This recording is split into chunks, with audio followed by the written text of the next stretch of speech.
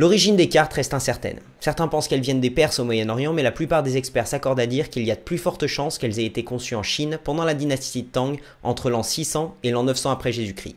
Ce qui nous permet d'émettre cette hypothèse, c'est que la première référence mondiale à un jeu de cartes se trouve dans Collection of Miscellany at Duyang, écrit par Su He. Il décrit la princesse Tongshang jouant au jeu de la feuille avec la famille de son mari, le clan Wei. Bien entendu, les cartes ne ressemblaient pas encore à celles qu'on connaît aujourd'hui, elles étaient un petit peu plus longues et apparemment un dérivé de dés divinatoires indiens. Ces premières cartes formaient le jeu Yetsa. Les dessins symboliques représentés étaient variés: homme, poisson, corbeau, faisan, antilope, étoile, etc. Les cartes chinoises furent alors adoptées par les hindous qui les assortirent à leur propre jeu d'échecs Chaturanga pour créer le jeu Ganjifa. Les figures de ces cartes étaient alors les suivantes dans chaque série: Raja pour le roi, Naïb pour le vizir et 10 cartes de poing. Ce jeu sera adopté par les Perses sous le nom de Gangeifu, puis par les Syriens sous le nom de Kanjifa. Au 8e siècle, les hindous inventeront un nouveau jeu appelé le Dasavatara Ganjifa, le jeu des 10 avatars, dont les séries représentent les symboles des 10 incarnations du dieu Vishnu. Ces cartes étaient rondes, ce qui, à mon humble avis, ne rend pas la chose très pratique, mais comme dit ma mère, les goûts et les couleurs ne se discutent pas. L'un de ces jeux sera transmis au Mamelouk d'Égypte sous une forme simplifiée, 52 cartes divisées simplement en 4 séries, la cruche ou mirade, la pièce ou disque, le sabre et la massue ou crosse de polo. Ces cartes arrivent en Europe par l'Italie vers la fin du XIVe siècle sous le nom de jeu de Naïb. Ce jeu était donc similaire au nôtre, un jeu de 52 cartes divisé en 4 séries, les figures étant le roi, le vice-roi, le second, et bien entendu le jeu ne comporte pas encore de reine.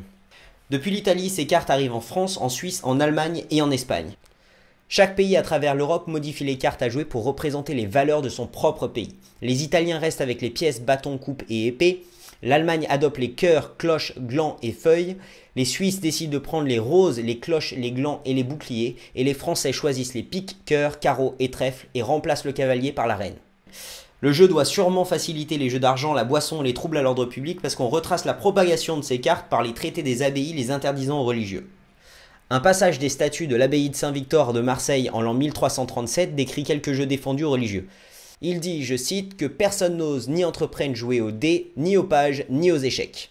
En 1367, un décret identique est énoncé contre les cartes à Berne en Suisse. En 1377, le prévôt de Paris défend de jouer aux paumes, boules, cartes, dés et quilles durant les jours ouvrables. Les cartes continuent cependant de se répandre très rapidement à travers l'Europe, aidées surtout par le progrès de l'imprimerie. Le jeu de cartes français devient vite le standard international pour une innovation clé, diviser le jeu en 2 couleurs, le noir et le rouge. Les plus gros producteurs de cartes se trouvent à Lyon et à Rouen, et les dessins de Rouen deviennent la base des cartes standards et sont utilisés comme base pour les dessins anglais qui deviendront par la suite les cartes américaines qu'on connaît aujourd'hui. L'État voyant que les cartes sont super populaires, il décide donc de les taxer. C'est à ce moment-là qu'en Angleterre, l'as de pique se différencie des autres cartes. Il prit alors le nom de Old Frizzle, ou avec l'accent Old Frizzle, et devait être acheté séparément pour payer la taxe sur le jeu. Et les taxes c'est sérieux, il y a certaines personnes condamnées à mort pour avoir contrefait des as de pique. Courant du XVIIIe siècle, le dessin français change de standard et choisit alors le dessin de Paris. En plus de ça, un dessinateur de cartes d'Agen eut l'idée de dessiner des figures de façon symétrique pour éviter de devoir tourner les figures une fois les cartes en main. Les cartes symétriques sont interdites en France pendant un moment, mais l'Angleterre et l'Espagne utilisent ce modèle à partir du milieu du XVIIIe siècle. Juste une petite anecdote, durant la Révolution française, de nouvelles cartes vont être imposées, les rois vont devenir des génies, les dames des libertés, les valets des égalités. Mais ces changements furent vite annulés par Napoléon en 1805. Courant du 19e siècle, les dessins symétriques sont finalement acceptés par le gouvernement français, et vers la fin du 19e siècle, les jokers furent introduits aux jeux américains et ajoutés officiellement aux jeux français au début du 20e siècle. Les cartes à jouer sont donc maintenant celles que nous connaissons aujourd'hui. J'espère que vous avez bien aimé cette vidéo, n'hésitez pas à cliquer sur le gros bouton rouge pour vous abonner à ma chaîne et je vous dis à mercredi pour une nouvelle vidéo. Salut!